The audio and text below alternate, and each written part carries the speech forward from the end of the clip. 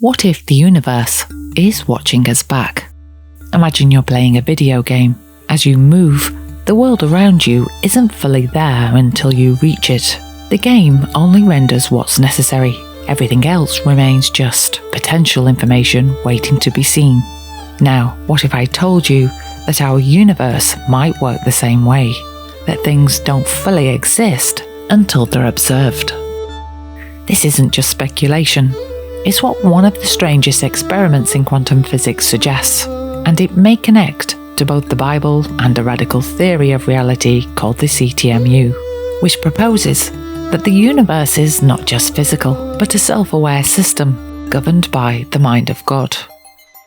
In the double-slit experiment, scientists fire tiny particles, like electrons or photons, at a barrier with two slits. You'd think each particle would go through one slit or the other, right? But something incredible happens. When the particles aren't observed, they act like waves, creating an interference pattern, as if each particle takes both paths at once. But the moment we observe which slit the particle goes through, everything changes. The wave-like interference disappears, and the particle behaves like a solid object, choosing only one path. It's as if reality itself knows when it's being watched, and responds accordingly. CTMU, Cognitive Theoretic Model of the Universe. And that's the project you're working on? Yes, it's the attempt to understand ultimate reality. Now, let's bring in Chris Langan's Cognitive Theoretic Model of the Universe, or CTMU. It's a theory that suggests reality isn't just made of particles and forces, but is actually a self-processing, self-configuring system of information and logic. Think of reality as a giant, intelligent computer program, one that updates itself as it runs. In the CTMU, the universe is both the program and the computer running it. If you take a look at reality, the highest level of reality, the very highest level, is going to be an identity. An identity is something that distributes over everything in the system, right? And the CTMU is designed to be that identity. So it is everywhere present, on both physical and metaphysical levels. Reality isn't just out there, waiting to be discovered. It's interactive. In CTMU, the universe doesn't just exist passively. It processes itself dynamically, responding to observation. The double-slit experiment shows that particles don't have a definite location until they're observed, almost like a game world rendering based on the player's position. What's your definition of God, personally? The identity of reality. You see, I've been talking about reality, and I've been talking about the identity of reality. God is reality. As a matter of fact, God is the ultimate reality.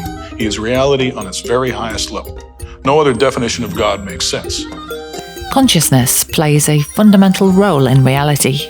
The experiment suggests that the mere act of observation determines how particles behave. In the CTMU, reality and consciousness are deeply connected. The universe isn't just material, it's mind-like at its core. Right, the universe is a coupling of mind and perceptual reality. Right? When you see out there the external world and the internal world being your mind. This is a coupling, and it's not a coupling you can take apart and reduce to separate parts. It is one thing with two aspects. Reality is like a self-writing story. In CTMU, reality is a self-configuring logical system.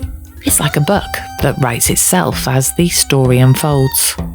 The quantum world behaves as if particles exist as possibilities, until we observe them, just like how a character in a book doesn't take an action until it's written. What does this mean for God? If reality is fundamentally informational and interactive, then it suggests there's something deeper than just physical matter. It suggests that mind and logic are at the core of existence. Hebrews 1:3 says that God sustains all things by his powerful word. What if that's not just poetic language, but a literal description of how reality works? What if reality exists because God is constantly observing it into being? In the CTMU, God isn't just a being inside the universe. He is the intelligence that structures reality itself. Think of God as the author of the book, while we are the characters inside it. John tells us that in the beginning was the Word, and the Word was with God, and the Word was God. Through him all things were made. This aligns with the idea that reality itself is structured by divine logic. Just as our measurement collapses a quantum wave into a physical particle, could it be that God's observation sustains the entire universe?